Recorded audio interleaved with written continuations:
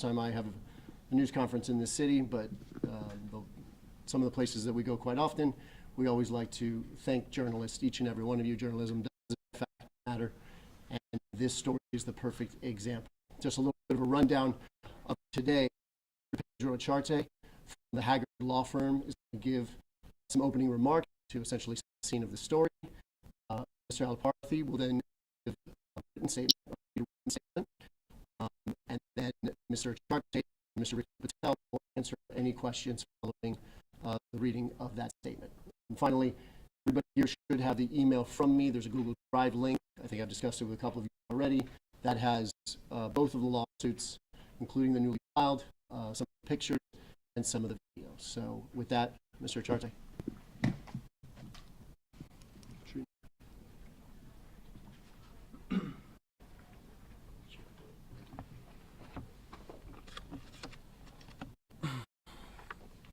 First off, thank you all for coming here today.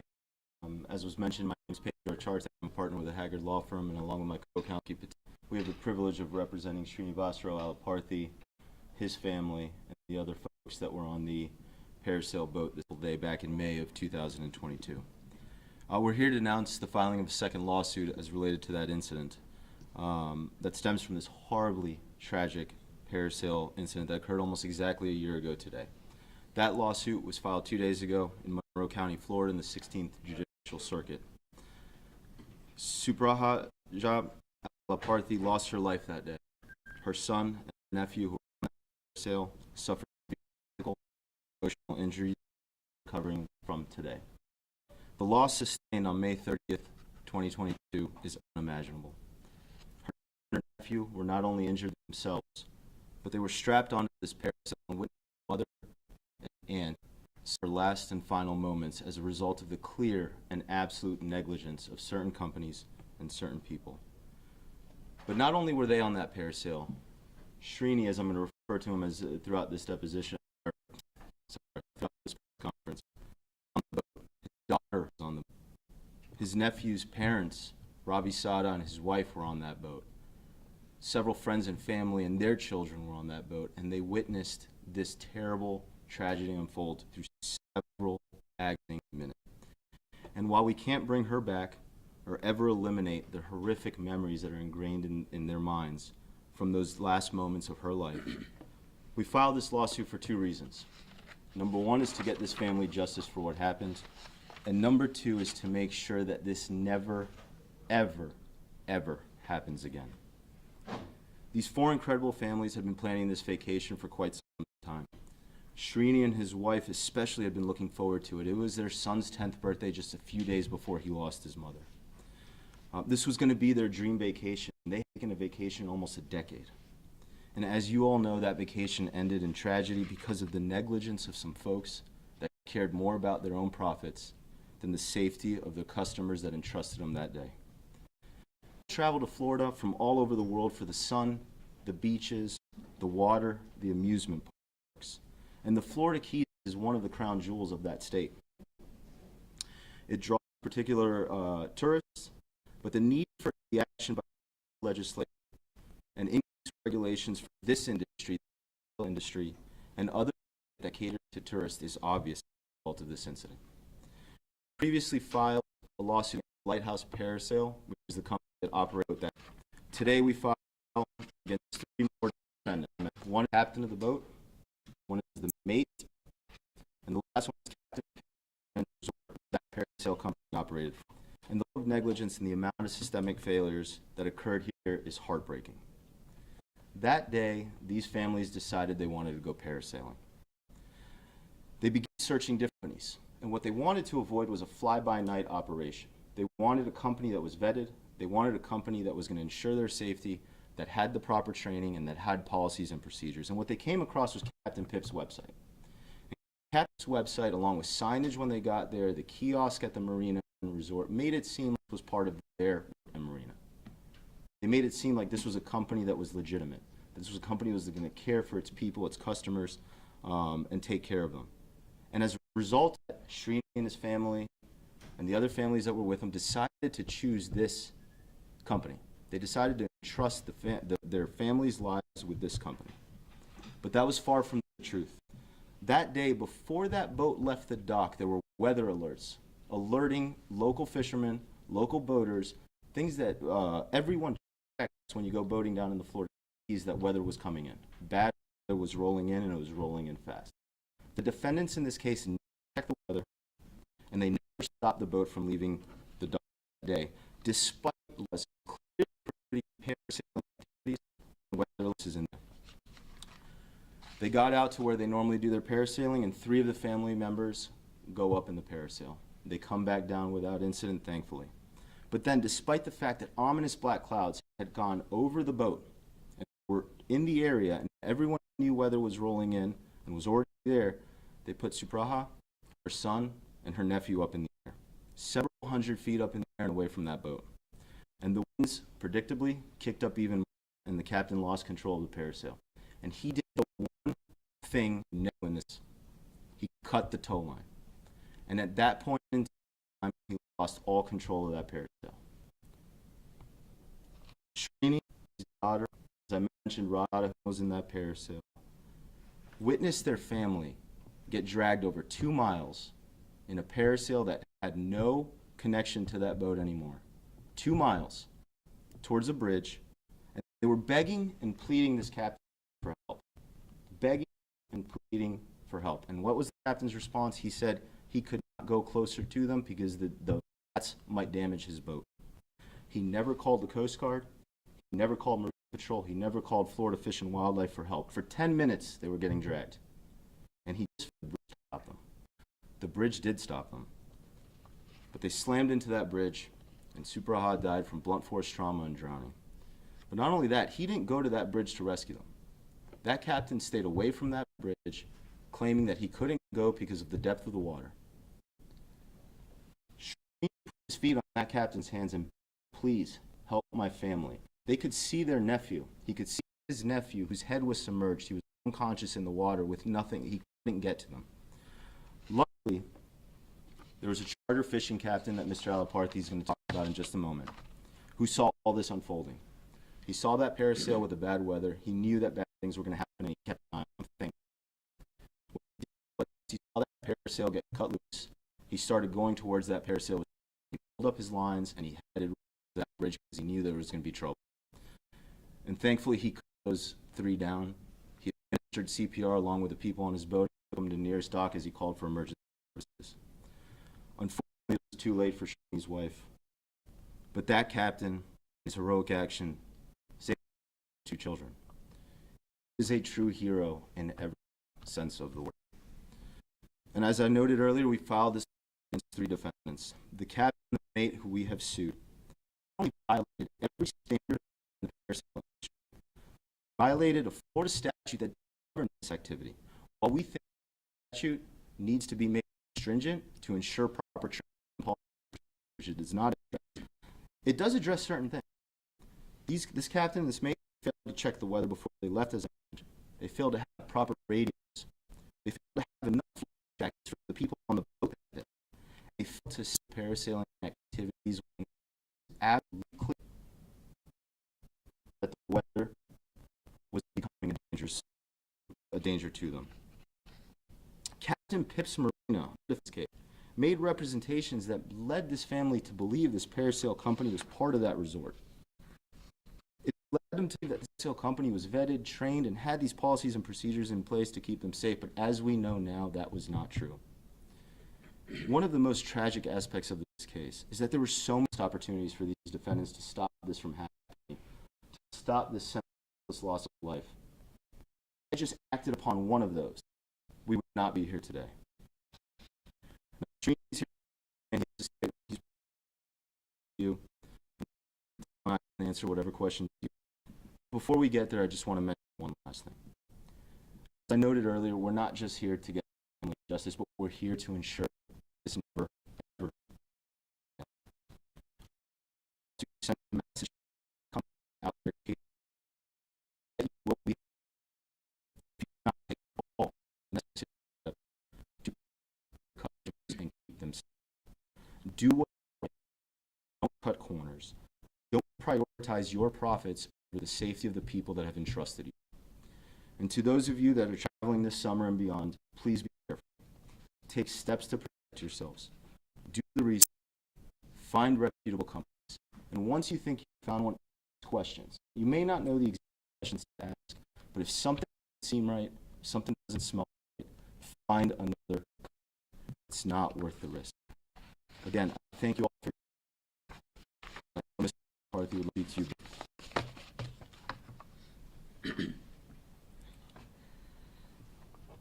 I want to express my gratitude to all of you who have been there for me and my family this past year.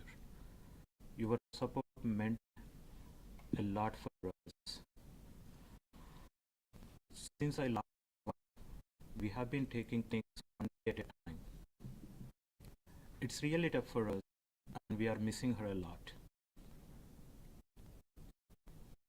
She was an incredible person for life and love. Losing her has been incredibly hard on all of us. A special thanks to John Callan, who bravely stepped in to help my son and nephew during that incident. John, we will be forever grateful for your courage and assistance. When back after the incident, I can't help but that if the people we trusted from the parasailing company and the Captain Pips Marina had done their jobs, my wife would still be with us today. We trusted these companies, but they let us down in a worst possible way. Our goal is to ensure that no other family goes through what we are dealing today.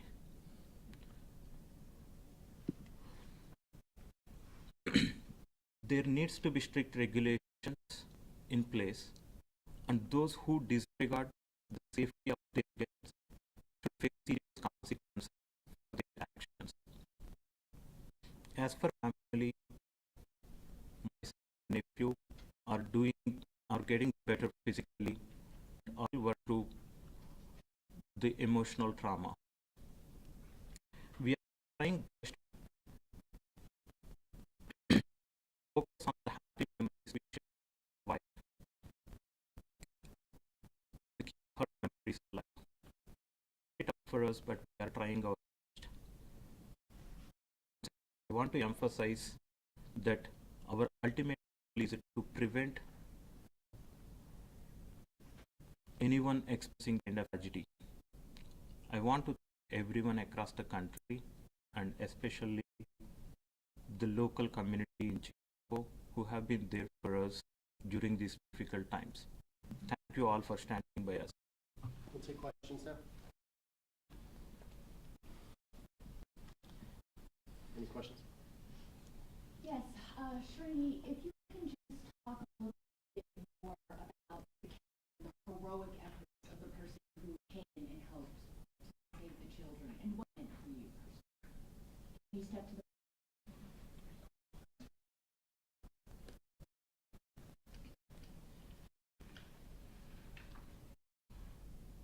Obviously, the boat we went in, captain was not ready to go near to the situation or the parasailing.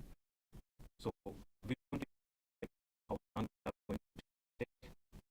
Just John, who bravely came to help us. Otherwise, we are hopeless. We know what's happening, and there is no reaching them and seeing what's happening there. It is terrible and makes us kind of like a little bit uncomfortable to kind of like think about the situation. And obviously, he really did a good job, and that's where we still feel like the humanity is there, and people who across who are kind of like still even when these kind of incidents happen, like someone is kind of like taking a step forward to help us. Can you tell me just a little bit about your wife and just in terms of how you want her remembered and how you remember her, what she meant to the community? Sorry to stay that kind of appreciate the question, but I don't want to really. No problem. I can give you some of the information that he shared with us. over the last few days. He refers to her as the glue of the family. One of the things that are very important were she was 33 years of age. So when we're thinking about this, think about what you were doing at 30 years with a beautiful 6-year-old daughter, 10-year-old son. She away hobbies, designing their house, taking care of stuff, but her number one priority was to take care of those children. Why were the separate? There's very strategic reasons why we filed separately. There was also some investigation that we needed to continue to do with respect to some of the claims that were recently filed. The first lawsuit was filed, as you know, probably about 10, 11 months ago, and that was against the parasail company. We had initial information from investigations already, law enforcement investigations, with respect to our claims against them. We needed to investigate a little bit, and some other reasons that we're filing this.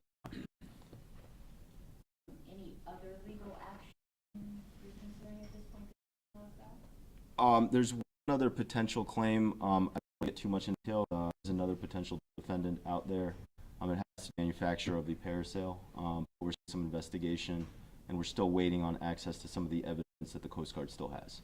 With regards to the local rules that were broken, is there any other investigation that you're aware of against the captain locally, or?